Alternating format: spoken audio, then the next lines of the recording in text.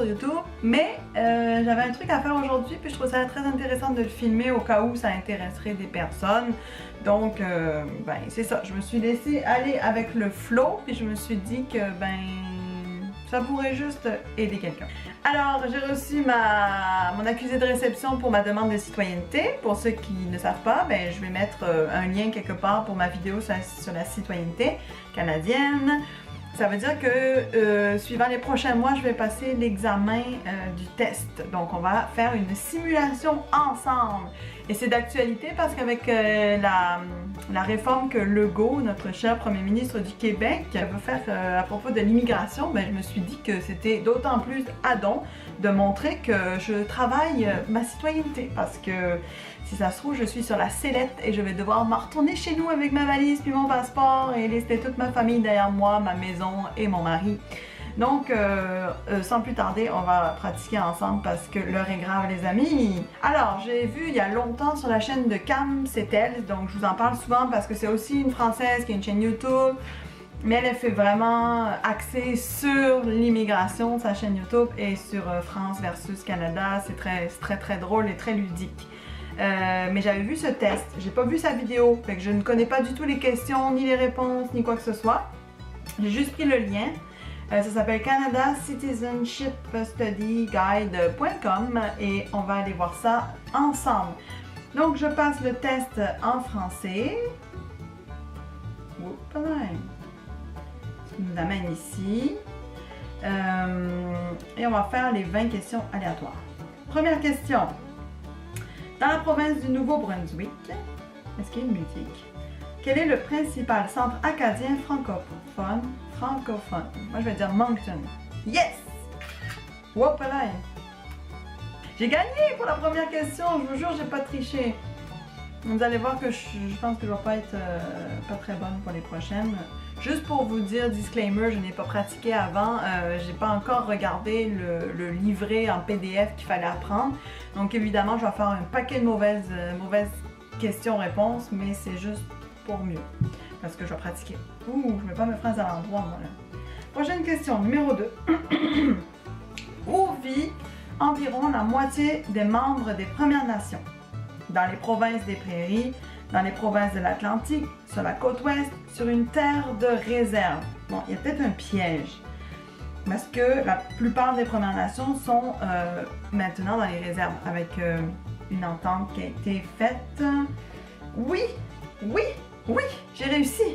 C'est-à-dire que par agglomération, par grande ville, de ce que je sais, il y a eu une entente pour qu'il y ait une terre qui appartienne encore aux Premières Nations, mais c'est un petit peu une loi à double tranchant parce que s'ils sortent de la réserve pour aller aux études ou sur le marché du travail, ils perdent les privilèges. On en reparlera dans d'autres vidéos, ça. D'ailleurs, si ça vous intéresse que je vous fasse des vidéos sur ce que j'ai appris dans mes lectures sur les Autochtones et sur la condition des Autochtones en général, dites-le moi. C'est un projet qui est très important pour moi, mais j'essaye de trouver l'angle pour aborder la question parce qu'évidemment, je ne suis pas autochtone. Désolée, ma batterie ou ma carte mémoire m'a lâché un des deux. Donc voilà, c'est un projet, si ça vous intéresse, dites-le moi. Si vous êtes citoyen canadien et que les questions qu'on va faire ensemble, vous avez tout juste, ben écrivez-moi votre score. Là pour le moment, on est à la deuxième question. Let's go Cécile! Qui nomme les juges de la Cour suprême du Canada? Ça, je l'avais vu tantôt parce que j'avais fait un essai puis ma batterie m'avait lâché. Mais oui, j'ai fait quelques questions dans une première vidéo que j'ai flushé. Fait que, qui nomme les juges de la Cour suprême du Canada? Je pense que c'est le gouverneur général. Et c'est une bonne réponse.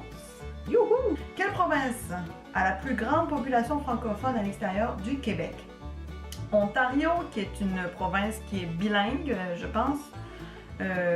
Nouveau-Brunswick, Nouvelle-Écosse, Manitoba. Moi, je vais dire que c'est Ontario parce que y a la ville, en fait, il y a le fleuve Outaouais, la rivière des Outaouais, puis d'un bord, c'est la province du Québec.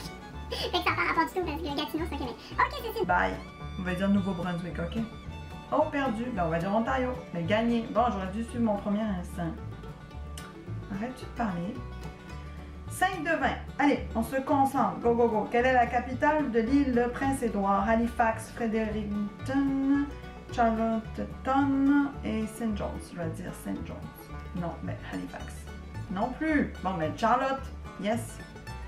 Pas bonne la fille. Je m'excuse pour tous les îles du Prince-Édouard roi. Les Grands Lacs sont situés entre l'Ontario et les États-Unis, à l'ouest, dans les territoires du Nord et au nord-ouest du Québec. Je pense que c'est entre l'Ontario et les États-Unis parce qu'il me semble, ça c'est pas fou ce que je vais dire, il me semble que les Grands Lacs sont proches de Toronto. Youhou! J'ai gagné! J'ai gagné! Hey! Brillante la fille, hein? Quelle province est connue pour être le cadre du livre Anne of Green Gables de Lucie Montgomery? Je n'en sais absolument rien. I don't know. On va dire Terre-Neuve. Non. Nouvelle-Écosse. Non plus. Ben, île du Prince-Édouard, après avoir fait 4. Désolé. 8 de 20. Quelle province de la côte atlantique, donc c'est de l'autre côté, est connue pour ses villages côtiers et ses pêcheries? Nouvelle-Écosse, île du Prince-Édouard, Nouveau-Brunswick sont toutes à l'est. Terre-Neuve et Labrador. Village côtier et pêcherie. J'hésite entre Terre-Neuve et Nouveau-Brunswick. En dis-tu Terre-Neuve? Yes! Wouh! 9 de 20. Ah, j'ai chaud là, je suis pas content. Dans quelle province ou territoire se trouve le lac Louise? Yukon, Colombie-Britannique, Alberta, Nouveau-Brunswick. Alberta. Lac Louise, je vais dire Nouveau-Brunswick, parce qu'il y a pas mal de francophones là-bas. Non. Yukon? Non plus. J'ai ça quand ça fait ça. Alberta. Coudon. Parce que Louise, je partais du principe que c'était francophone, mais non, Louise c'est un prénom anglophone aussi. Au Canada, nous professons notre loyauté envers le drapeau, la Constitution, le pays, le souverain, la reine ou le roi. Évidemment, c'est envers la reine. Eh oui, c'est ça. D'ailleurs, je vais devoir le faire.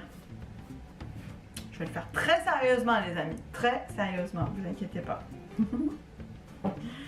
Qui est le chef actuel de l'opposition fédérale et son parti? Alors, l'opposition fédérale. Présentement, notre premier ministre, c'est Justin Trudeau du Parti libéral du Canada. Son principal compétiteur, on va dire, je vais dire le Thomas Mulcair du nouveau Parti démocratique. Non! Merde! Bon, ben c'est conservateur. Hey, ça craint les amis que ce soit les conservateurs qui soient en opposition. Wapalaï. Faut se watcher les amis. 12 de 20. Depuis les années 70, de quel pays provient la majorité des immigrants au Canada? États-Unis, Angleterre, Écosse, pays asiatiques. Moi je vais dire pays asiatique. Yes! Wouhou! Parce qu'en fait, ça se voit pas trop dans le Québec, mais de l'île de Vancouver, la population est majoritairement asiatique. Je sais pas comment j'avais appris ça, là, mais... Quel drapeau a servi de drapeau canadien pendant plus de 100 ans? Le drapeau français, le drapeau royal, le drapeau du Red Ensign canadien ou du Royaume-Uni? J'hésite entre le Red Ensign canadien ou le Royaume-Uni. Yes. Ah oui, c'est logique.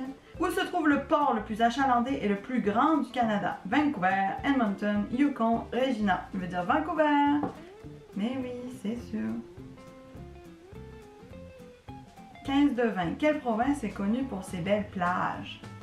Nouvelle-Écosse, Manitoba, Nouveau-Brunswick, Île du Prince-Édouard. Moi, je vais dire Nouveau-Brunswick. Non! Mais voyons donc. Ben, il n'y a pas de plage dans le Manitoba, hein. M'excuse, ça a l'air d'être dans le centre. Mais on va dire Île du Prince-Édouard. Oui! C'est dit dans le nom, île. Et oui, prochaine. 16 de 20. Quelle province de l'Ouest a la plus grande communauté francophone du Canada? Alberta, Colombie-Britannique, Manitoba, Saskatchewan. Je vais dire Colombie-Britannique parce que Vancouver c'est quand même très peuplé, Victoria et tout ça. Non! Je retire ce que je viens de dire. Saskatchewan, non plus. Ben, on va dire l'Alberta, non plus. Manitoba, ben voyons, je suis assis sur une chaise. Choisissez les deux qui ne sont pas des symboles canadiens. Ça, je suis bonne. Bon, ben, ça va être la étoile et rayures. Ben oui. Même si j'ai compris fuck all à la question. Je comprends pas la question. 18 de 20. Ceci n'est pas un rôle de la police. C'est stressant comment c'est écrit. L'avez-vous vu? Faire respecter la loi, évidemment. Garder les gens en sécurité, évidemment. Aider dans... Ben oui, c'est la une. Tu vois, j'ai quand même compris la question. C'est une twist là pour tester le monde qui sont pas francophones ou anglophones. Parce qu'ils ont la même chose en anglais. Quelle province est connue comme la grenier du monde? La grenier du monde. Ok. Aucune idée. On va dire Nouvelle-Écosse. Ontario. Saskatchewan. Ouais. Désolée, je n'ai même pas compris la question. Qui est Sir Arthur Carey? Un officier de réserve devenu le plus grand soldat du Canada. Un général de la bataille d'Amiens. Un sergent. Un chef de la file de la bataille de la crête de Vimy. On va parler de Vimy parce que Vimy c'est comme à la mode ces temps-ci. Ah non. Sir Arthur Carey. Ben voilà, c'est ça. Un officier de réserve devenu le plus grand soldat du Canada. On va le savoir que Arthur Carey, c'est un officier de réserve devenu le plus grand soldat du Canada. Est-ce qu'on s'en va au résultat? Roulement de tambour. Pas mal, mais vous pouvez faire mieux. Vous avez marqué 55%. Vous avez répondu 20 et obtenu 11 corrects au premier essai. Bouh! 55, ça passe pas, il me semble. C'est 60 pour passer. Fait que voilà, j'espère que la vidéo vous a plu. Dites-moi le score que vous avez obtenu, ça m'intéresse. Donc moi j'ai eu 55%, j'ai eu 11 sur 20. Si vous aimez les vidéos du genre sur la citoyenneté, ben écrivez-moi en bas. Si vous aimeriez aussi qu'on développe un petit peu plus sur les Autochtones, les Premières Nations, la littérature, l'histoire, l'actualité aussi, autochtone, l'art, ben je peux vous partager mes découvertes et ce qui m'intéresse le plus. En n'étant pas une experte évidemment et en n'étant pas du tout quelqu'un de professionnel comme historienne ou quelque chose comme ça.